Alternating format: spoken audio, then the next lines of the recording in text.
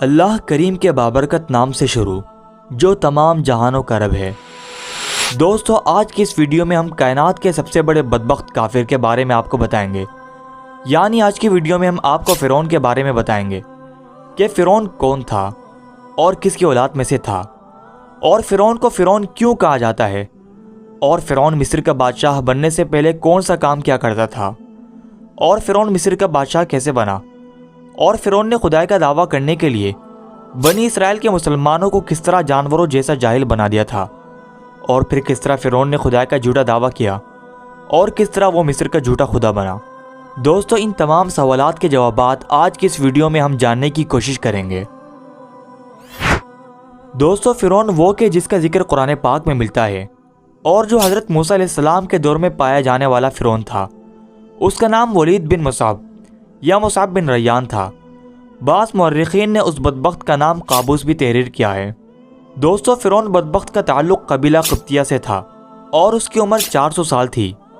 دوستو، اس 400 سال کی عمر میں فرعون نہ تو کبھی بیمار ہوا اور نہ ہی کبھی اس کے سر میں درد ہوا اور نہ ہی کوئی دشمن اس پر غالب آیا۔ دوستو، اس کا چہرہ تانبے کی طرح چمکتا تھا، اسی وجہ سے یہود و نصارہ اس کو قابوس کہا کرتے تھے۔ دوستو، فرعون بادشاہ بننے سے پہلے محنت مزدوری اور تجارت کیا کرتا تھا۔ ایک دن یہ محنت مزدوری سے تنگ آ کر بازار کی طرف نکلا اور وہاں پر اس کی ملاقات حامان سے ہوئی۔ دیکھتے ہی دیکھتے ان دونوں بدبختوں کی ملاقات دوستی میں بدل گئی۔ چنانچہ اس وقت وہ دونوں ملعون کام کی تلاش کے لیے شہر کی طرف روانہ ہو گئے، اور ان دنوں شہر کے اندر خربوزے کی خرید و فروخت کا کام زیادہ تھا۔ اس طرح یہ دونوں بدبخت ایک خربوزے والے کے پاس گئے اور اس سے کام مانگا۔ چنانچہ اس وقت خربوزے والے نے ان دونوں سے کہا کہ میرے خربوزے لے جاؤ اور بازار جا کر بیچ آؤ۔ جب یہ مال تم دونوں فروخت کر لو گے تو میں تم دونوں کو کھانے کے لیے دوں گا۔ اس وقت خربوزے والے کی یہ بات سن کر فرعون نے حامان سے کہا کہ تم یہیں ٹھہرو اور میں یہ خربوزے لے جاتا ہوں اور بازار میں فروخت کراتا ہوں۔ چنانچہ ایسا ہی کیا گیا۔ فرعون وہ خربوزے لے کر شہر کی طرف چلا گیا اور وہاں جا کر فرعون نے دکانداروں سے خربوزہ خریدنے کا کہا۔ اس وقت دکانداروں نے فرعون سے کہا کہ ہم تو سودا ادھار خریدتے ہیں اور بیچنے کے بعد اس کی رقم ادا کرتے ہیں، اور یہاں کا یہی دستور ہے۔ چنانچہ دکانداروں کی یہ بات سن کر فرعون تھوڑی دیر کے لیے خاموش ہو گیا، اور پھر اسی وعدے پر وہ سامان فروخت کر کے واپس چلا آیا، اور واپس آ کر خربوزے کے مالک سے کہا کہ مجھے یہ کام اچھا نہیں لگا۔ اتنا کہہ کر فرعون وہاں سے چلا گیا۔ اب فرعون کو کسی اچھے کام کی تلاش تھی جس سے فرعون زیادہ سے زیادہ مال و دولت کما سکے۔ اس کے بعد فرعون بادشاہ مصر کے دربار کے اندر چلا گیا اور اس کی خدمت میں جا کر درخواست پیش کر دی کہ میں بہت دور سے آیا ہوں اور میں بہت غریب ہوں اور مجھے کسی کام کی تلاش ہے، اور میں کھانے پینے سے بھی عاجز ہوں۔ برائے مہربانی اپنی سلطنت مصر کے اسی شہر میں بطور فطری مجھے کام دے دیا جائے اور اس غلام کو اس جگہ مامور فرما کر سرفراز کیا جائے۔ چنانچہ اس وقت فرعون کی یہ بات سن کر مصر کے بادشاہ نے فرعون سے کہا کہ تو کون سا کام چاہتا ہے؟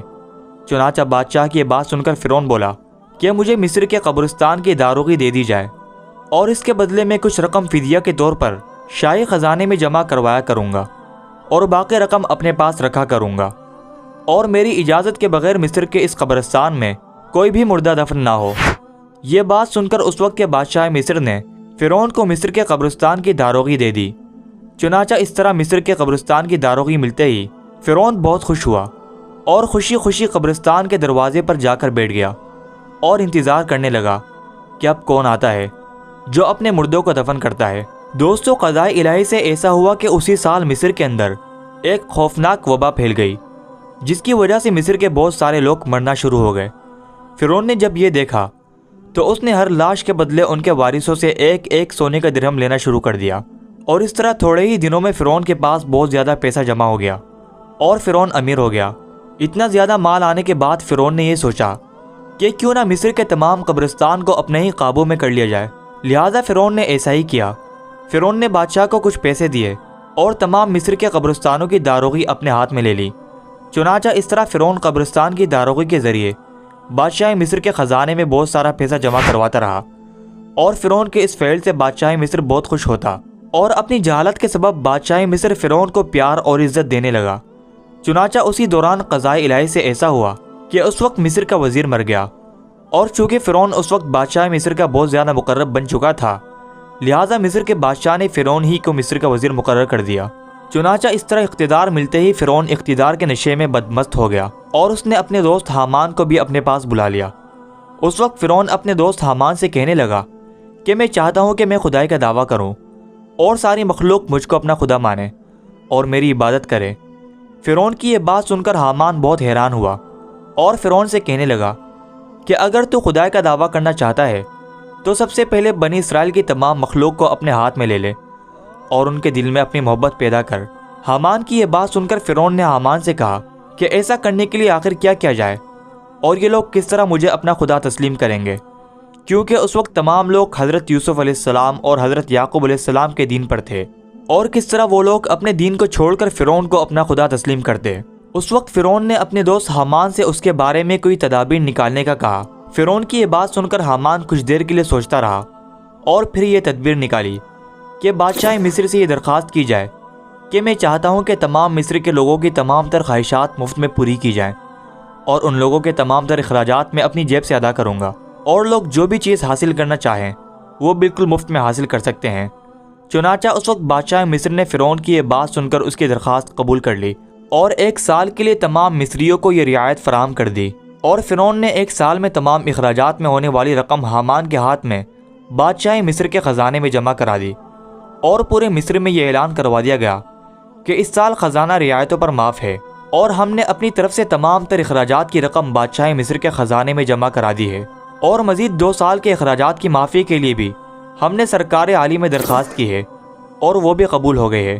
چنانچہ فرعون کی یہ بات سن کر مصر کی تمام رعایا بہت خوش ہوئی، اور مصر کے تمام غریبوں اور مسکینوں نے فرعون کی ترقی کے لیے خوب دعائیں کی۔ چنانچہ ادھر مصر کی رعایا فرعون کے اس عمل پر بہت زیادہ خوش تھی۔ چند ہی روز بعد مصر کا بادشاہ بھی مر گیا۔ چنانچہ اس وقت اس مرنے والے بادشاہ کا کوئی بھی والی وارث نہ تھا جو اس کے تخت پر بیٹھتا اور اس کی بادشاہت کو سنبھالتا۔